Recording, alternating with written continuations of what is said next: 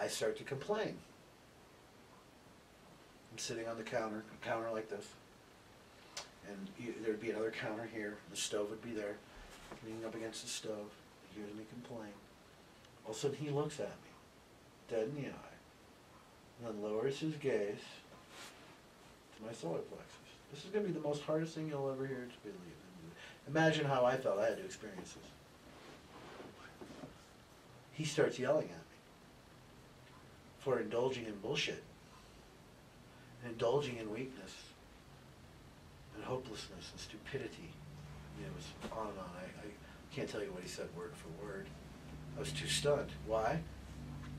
As he's talking to me, and you could feel his, not really anger, but his fierce, but very true, but fierce critique of me. As it's going on, I'm coming off that counter. He's not touching me. He's looking at me. I'm now 3 feet off that counter. I can't go anywhere. I can't walk away. He's kicking my ass. I can't walk away. My feet aren't touching the ground. I can't like swim through the air. I'm being held there.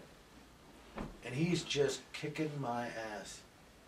Because I'm indulging in being justified in being all frustrated when the being is completely informed, completely alive, and completely at peace with itself, and completely the state of well-being. Why are you dabbling in this bullshit when that is what you are?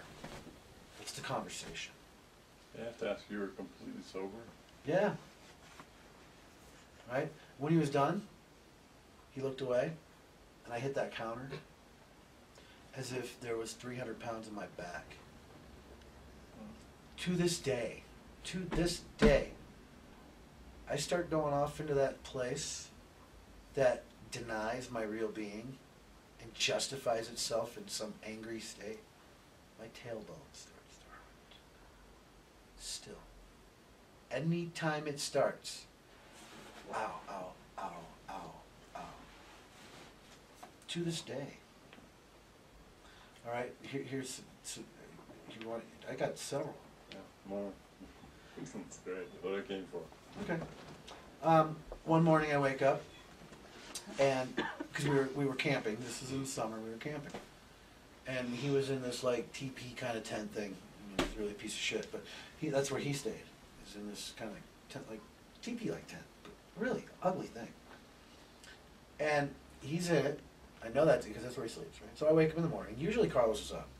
Usually when you were camping, you'd wake up, no matter what time you woke up, you'd wake up and he would be on this hillside, kind of lean back on his elbow, and just blazing. I mean, just like this blazing energy light, just kind of hanging out. I mean, you could see his features, but just charging himself, I don't know, whatever you want to call it, doing his thing, doing Carlos.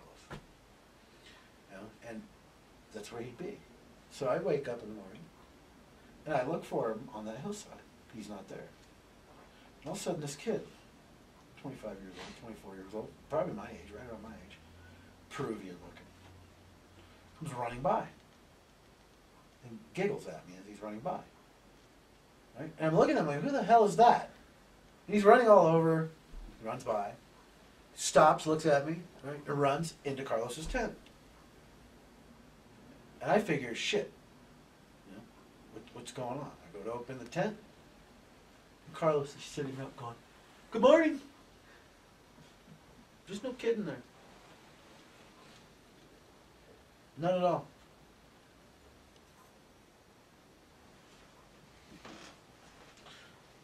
Another one, he had a heart condition. And he had to take I don't know what the actual name of the medication is. It's digitalis, whatever they make from the plant digitalis. It must be some kind of nitro. Right? Nitroglycerin pills or something? Not what but he called it by the plant name digitalis. And he hated taking them. He had his own remedy for it. And he carried it wherever he went. It was a jug. And everybody thought Most of the people around thought he was just some crazy wino, just like they thought Don Juan was.